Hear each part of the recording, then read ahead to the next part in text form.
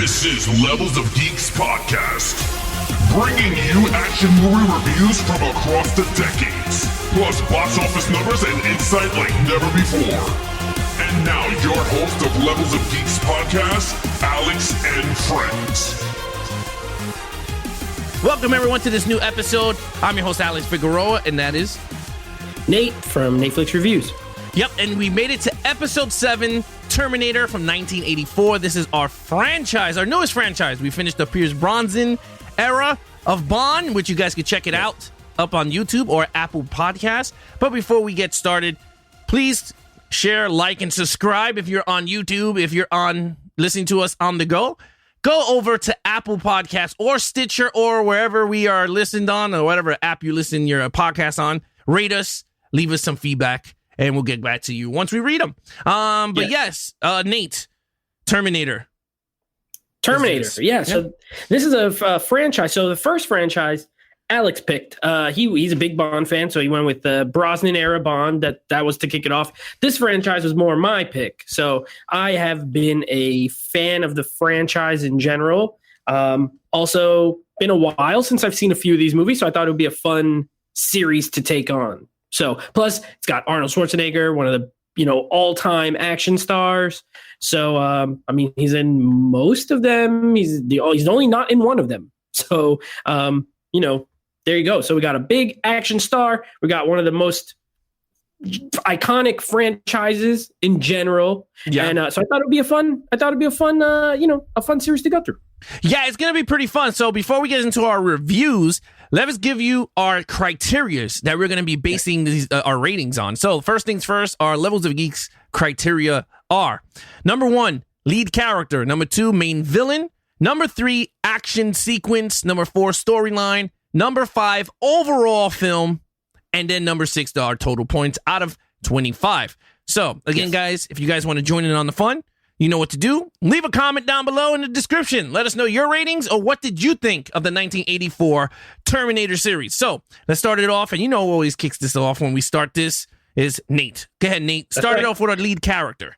Okay, lead character. So Terminator, 1984, James Cameron.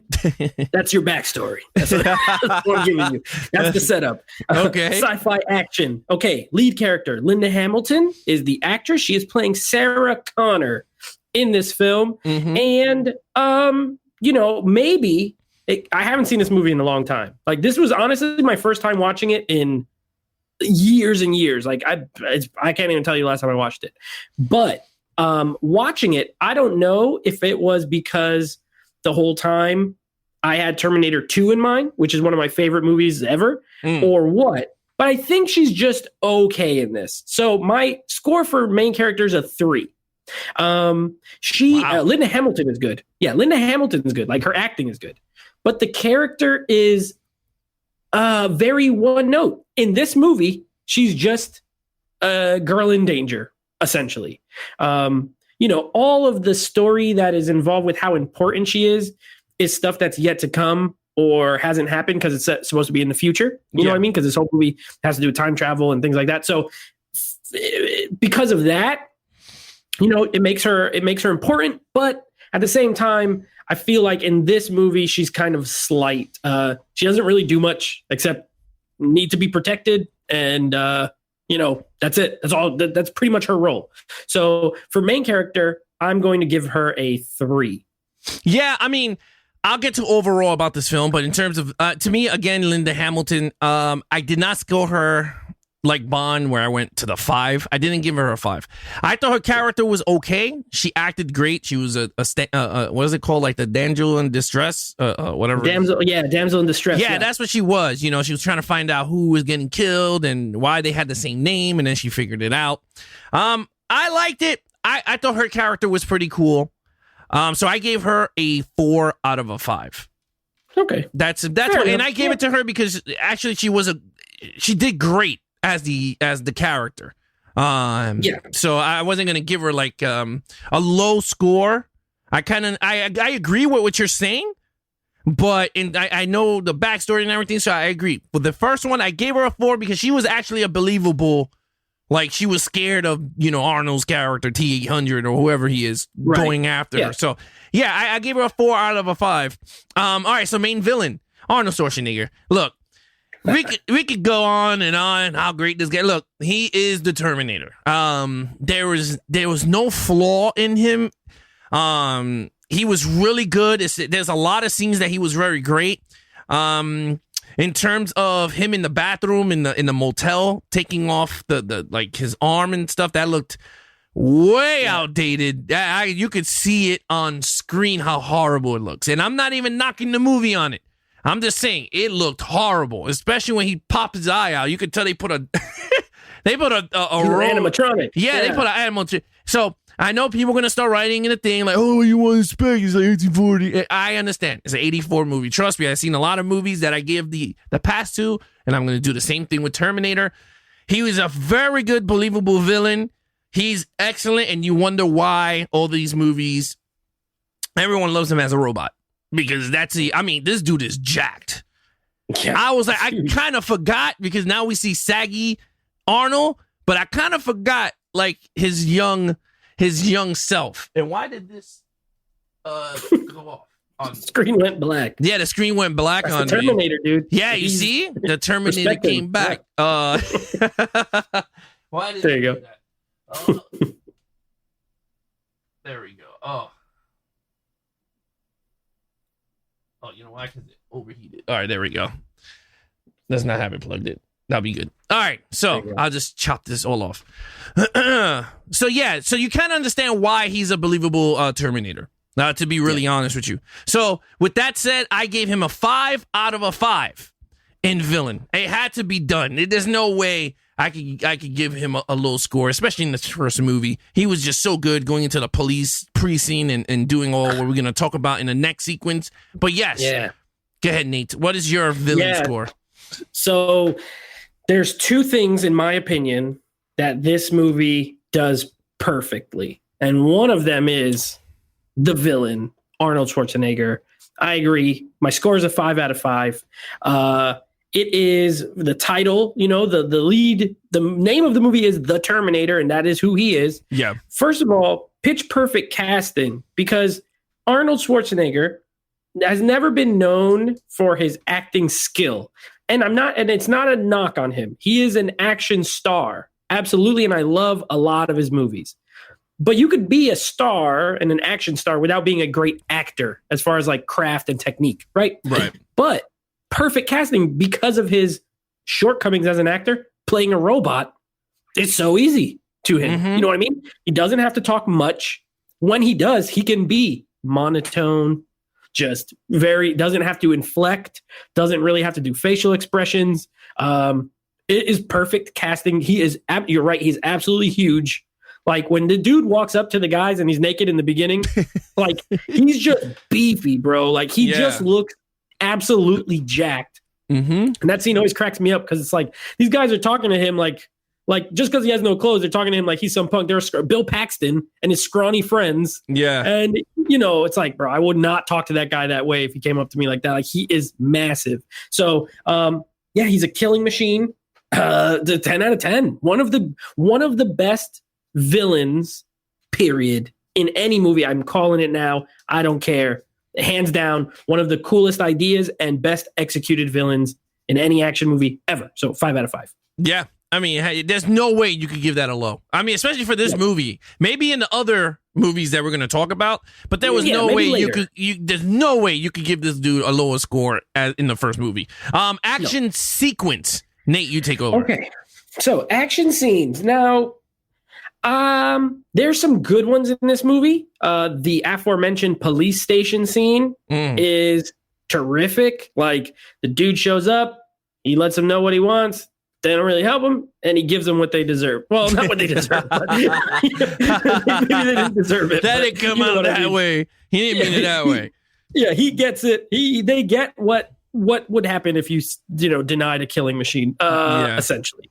I love that scene. I love the scene in the nightclub when she's at Tech Noir and he shows up like looking for her. Mm-hmm. It's a good tension scene, like she bends down and he's looking for her. And then the gun he has in that scene is awesome. It's like a little submachine gun type gun with like a laser on it.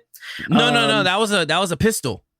I thought he had the machine gun because he shoots at. Remember, Kyle Reese shows up and he's shooting a lot of bullets. He hit the gun out when he shot him with the shotgun. Yeah, I like that gun. I like the second gun, like the one that's like the little submachine gun. Yeah, the submachine. Yeah. It's awesome. That gun is sick. The Uzi. The Uzi. So that scene is really good. The police station scene is really good. The chase towards the end, the car chase, was good as well. 4. I give it a 4. Long story short, I give it a 4. I don't think it has like as much. There's some parts where the story kicks in, and we'll get to it when we get to storyline and overall. But there's some gaps in the action, and some of the action scenes are really short. You know what I mean? Like they're just kind of bang bang, get them in, and it works for the movie. But for action, I'm gonna give it a 4. Yeah, I mean, in terms of action, man, let me just tell you, it wasn't as much action in this movie. When they deliver the action, they give it to you. That's what I gotta say.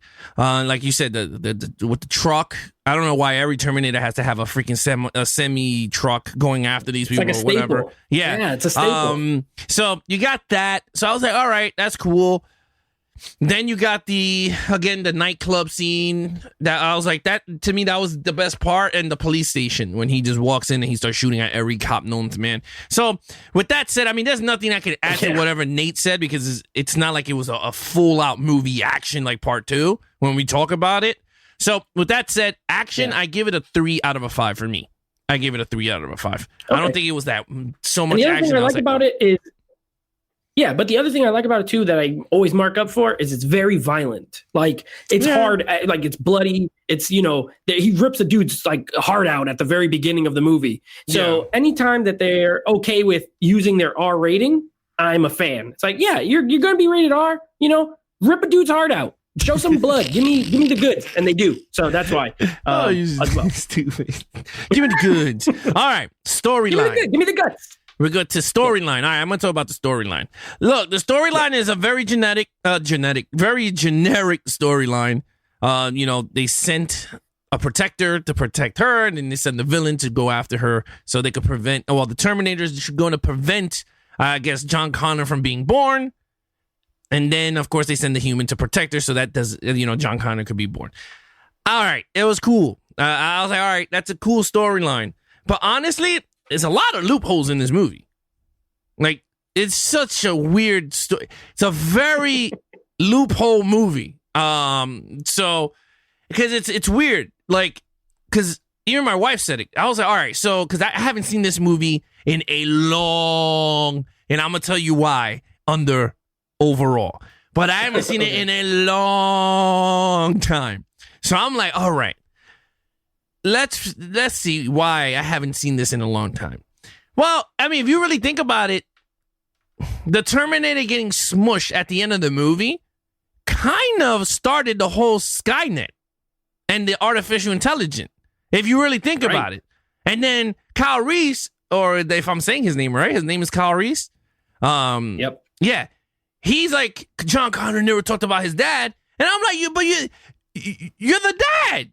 Like, and that's the thing that I'm like, it throws me out, like a lot of loopholes here, because you mean to tell me that the mom never told John about Kyle Reese, and then at the end of the movie, she goes, I'm going to tell our son about you. You understand? To me, that's a little loopy hole, because I'm like, wait a minute. But again, that's movie, man. It's not real. But again, I felt like they had a lot of loopholes here. But overall, in terms of storyline, I'm going to give it a 4 out of 5. It was an 80s movie. I thought it was actually a really good story for that sci-fi-ish. I love sci-fi, and this gave me what I wanted. Action, sci-fi. 4 out of 5. Okay, I'm going to disagree with you. Now, I'm not going to disagree with your score. I'm just going to disagree with some of your points. So, number 1, you're not wrong, but you are a little wrong. So, absolutely. Yes, when they crush the Terminator and the arm gets stuck, of course, that is the arm that ends up showing up in Terminator 2. And that is where Cyberdyne, whatever, they get a hold of that arm. They basically use it, the future technology, and then that's how they're developing Skynet and all that kind of stuff. Oh, and the chip. The chip from there. Yeah, exactly. Yeah. From the crushed Terminator. So one thing you got to keep in mind when watching it, and I get it so let's just say you're going into this as your only experience and you've never seen any of the other ones. Mm-hmm. It works. But if you are familiar with part 2, James Cameron ended it with part 2. He ended it. So therefore, everything that happened in like 3, 4, all that kind of stuff, technically, yes, they are sequels and it continued the story, but they weren't not really supposed to. The way he wrote Terminator 2 and ended Terminator 2, it was supposed to end it. Absolutely. They don't show it, but Linda Hamilton's character would have told John about Kyle Reese because John Connor knows Kyle Reese is his dad. That's why he gives him the photo of the mom, because he knows he's the one who has to go back in time to meet his mom and so on and so forth, right? He knows if I give this guy the picture, he's going to fall in love with her. He's going to go back in time. They're going to do it and I'm going to be born and so on and so forth. Now, here's the thing. So that's why it's not necessarily a loophole, but here's the thing. This movie, and this always happens with time travel, it can always get confusing, but this exists technically in a time loop. Okay. Because if you think about it, this happens, right? We're in 1984 time, for example. Terminator comes back, Kyle Reese comes back. She gets pregnant. In the future, she's going to have John Connor. John Connor's going to meet Kyle Reese. He's going to send him back. So it's just going to keep happening in the time loop, essentially, right? And that's why Terminator 2 is so important, because they were supposed to have stopped Judgment Day, which would end the time loop and all that kind of stuff. Now, obviously, we're reviewing a series that has 6 movies, so that didn't happen, yeah, which in retrospect kind of messes it up. But with that being said, a 5 out of 5. I think it is a super. I don't think it's necessarily generic, because at the time I don't think there was anything else like it. But I do think it is basic. It's basic sci-fi with a little bit of extra stuff sprinkled in. But this was one of the 2 things I was talking about. I think Arnold as the villain is a 5. And I think this as a storyline is a 5. It works perfect. It's a perfect action setup. Someone sent back to kill someone. Someone sent back to protect her. You don't need to know much more than that, and you just go along for the ride. So, it's great for me. So, like I said, I don't disagree with your score, because you gave it a 4, I gave it a 5. It's pretty close, but I love the whole premise of the movie. Yeah. All right. So let's get to the overall. What do you give it? Now, overall, even with the great storyline, the great villain, an okay main character to me, honestly, and okay action, I'm going to give it a 4 out of a 5. I don't think it's not flawless. Obviously, there is, like you said, now these effects at the time were probably pretty cool, but yeah, definitely dated watching it now, the animatronic head. But that's also, they have that in, remember in Total Recall when he's pulling his eye out or whatever. And that was like 6 years later. Mm-hmm. So James Cameron, say what you want about him. I'm not the hugest fan of his. Like, I'm not a fanboy of Cameron. However, I respect him, what he can do as a filmmaker, with spectacle, with action, with technology. He was ahead of the game. He's always been ahead of the game. And I think even with this, he was ahead of the game. Like, just a lot of the stuff that happens, most of it looks really good. Besides the animatronic, which is blatant. Besides that, it looks great. The action is well shot. It's definitely a B movie premise. You know what I mean? Mm-hmm. But it's super efficient. He directed it very efficiently. It moves quick. The pacing is perfect. There's even in the little lulls in action, they're not very long. So it's highly watchable, very entertaining. Kyle Reese, we didn't really mention him. Kyle Reese is a cool kind of secondary hero. Michael Biehn is always good. So, and of course, James Cameron, this had all his, a bunch of people from Aliens, right? Lance Henriksen is in this. Bill Paxton is in this. Michael Biehn is in this. So, a couple people he'd go on to work with on his very next film, right? Which is always cool to see. So 4 out of 5 for me. Hey, that's not bad. This is where everyone's going to hate me. This is where people hate me. There's a reason why it took me a long time to watch this movie. I am not a fan of this movie. Okay. And I'll explain why. Okay, I'm gonna explain why. I fell asleep watching this movie, and I'm not even gonna lie. And I again, the reason why we do these reviews is to be honest. Like, I'm not gonna just because it's a popular movie, I'm not gonna give it popular scores. Like, I never do that. So I always fall asleep in this movie, and I try to find why. And today I fell asleep again, and I found out why. It's a very slow movie. Slow. It's a very slow movie. Unless you're very captivated with the story, then it reminded me of Alien 1. Like, very slow burn. Like, once, Arnold does the shooting and everything, yeah, okay, cool, whatever. Throughout I slept, and I said, oh, crap. So I had to rewind the 20 minutes that I fell asleep on. And I was like, oh, man. I was like, now I kind of understand why I never see Terminator 1. Like, I never see Terminator. Like, when we watch it, I put Terminator 2, and then I'm good to go. That's it. I don't need to watch any other Terminator movie ever existed. But yeah, like, I was really like...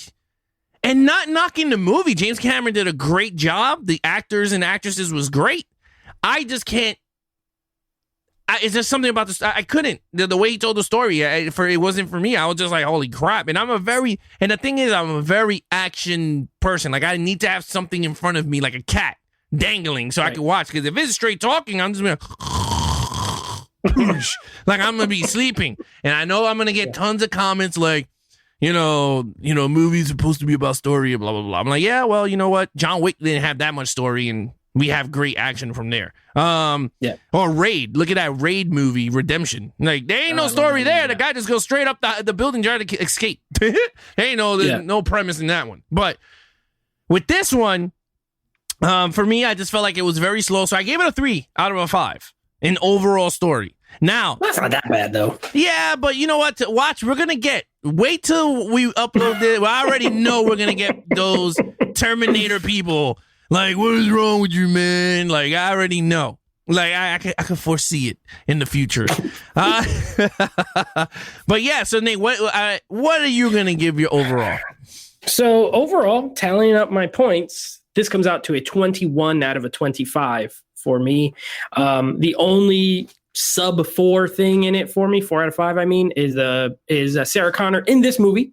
Knowing what she would become and knowing, down the line what they would do with the character, this is the least good version of her to me. So besides that, though, I mean, ahead of its time in a lot of ways, a lot of the filmmaking techniques, I don't feel it's slow. I think it's paced exceptionally well. It's under 2 hours, gets in, gets out, does its thing.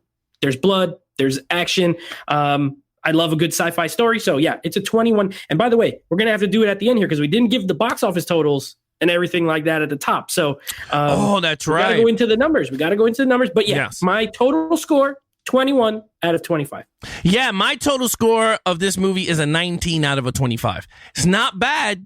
It's not bad at all. But to me, it's just a 19 out of a 25. This is your lowest score out of anything, I think. No. Right? No. Die Another Day. Die Another Day.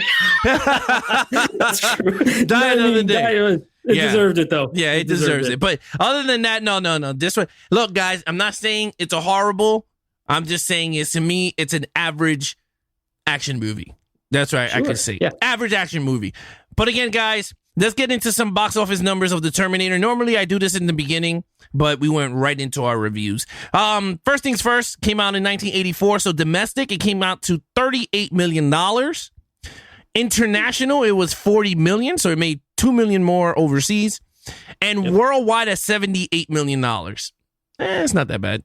No, you say $78 million. It's not. Mm-hmm. It's okay for 1984. Yeah. I would say, adjusted for inflation, it's honestly, maybe in the 100 million, maybe 200 million, worldwide. That's not amazing. No. It's decent, but it's crazy that it came out at that amount and then led to a 6-movie franchise.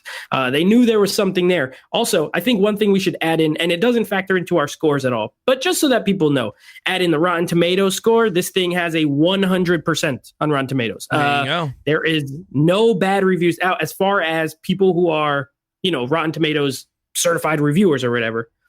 100%. Everyone likes it. So I think we should add it in because I feel like with the Bond stuff, when we gave The World Is Not Enough such a high score, and like the Rotten Tomato score is like 52 or something like that. Wow. So I think it's cool if we disagree with the general public that they should know. So I'm going to just claim it. Moving forward, I'll add in the Rotten Tomato score. You don't even got to look it up. 100% for this movie. So you can see the difference. I really enjoyed it. And he mostly, I would have gave it. Yeah, I would have gave it like if we were doing a Rotten Tomatoes or whatever, I would have gave it a good score. Yeah, it would have counted for a good score. 3 out of 5 counts as a fresh review. It's just like a soft recommendation, essentially. Yeah, I would recommend it if we were in the 80s. I'm like, oh yeah, let's do this. Woo, Terminator. But so guys, so we're gonna give away the keyword now, so you guys can have an entry into the Rambo sweepstakes.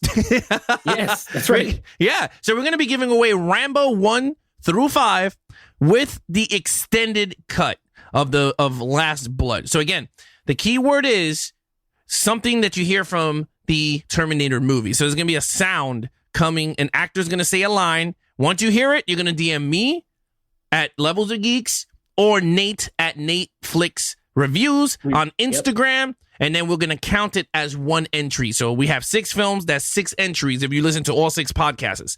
This keyword will not be heard on the live stream. Well, not the live stream. It will not be heard on YouTube once I upload the video. It's only an audio. This is only a podcast giveaway. So, for no further ado, when you hear someone from the movie. So, ready, Nate? Yeah, I'm ready. All right, here we go. The keyword is... I'll be back. There you go. So that's the keyword. All right. So that's the keyword. Once you heard it, you can just DM us again at Netflix Reviews on Instagram or Levels of Geeks on Instagram. So there you have it, guys. That is our review for the 1984 Terminator. It was a blast. It was pretty cool. Like I said, I fell asleep watching it, but I rewind it and continue pushing along with it. But then again, I was tired, with the damn kids. But with that said, Nate, please start closing it out. Yes, so that is our review. Again, 19 out of 25 for Alex, 21 out of 25 for me. I liked it slightly better. But the cool thing is there's stuff that he liked a little better and that things that I liked a little better. So that's why we talk movies, because you get the same exact movie, 2 different people watching it, 2 different perspectives, still coming to almost the same conclusion. Score-wise, a little bit different in what we said about it. But of course, we will be going next week. We will be reviewing Terminator 2 Judgment Day, continuing on with this franchise. And the very next episode that you're going to hear later this week, if you're listening to them in order, is going to be 300. Yeah. So that is our non-franchise movie. There's 2 of them. You know what we said. Franchise 3 or more. So our non-franchise 300. So keep an eye out for that one as well on YouTube if you watch the video, and definitely Apple Podcasts.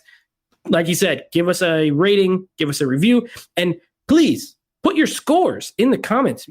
People are saying, hey, great show. Love the episode. We want scores. We want to know your take. Yes. We're giving you the criteria. Give us your numbers on those criteria. Let us know what you thought of this movie. Yeah, no, I totally agree. And again, guys, please follow us on our social media accounts. We're always posting our collectible stuff. Like Nate always collects his steelbooks and his 4Ks and his Blu-rays. He throws them up, or he's with his niece out. Lovely nieces. That's right. He's out with them. Yeah. Or I put out all my collectibles. I got statues. I got movie props. I got 4Ks. I got Blu-rays. I put them all up. All you have to do is follow us on Levels of Geeks, Instagram, or on Twitter now, Levels of Geeks, on Nate for Nate stuff. Follow Nate on Netflix Reviews. There you go. There you have it. So then again, thank you guys so much for watching us on the replay on YouTube, or you guys are taking us on the go on Apple Podcasts or Stitcher. I'm your host, Alex Figueroa, and that is Nate from Netflix Reviews. Yep, and be awesome to each other and geek out. Peace.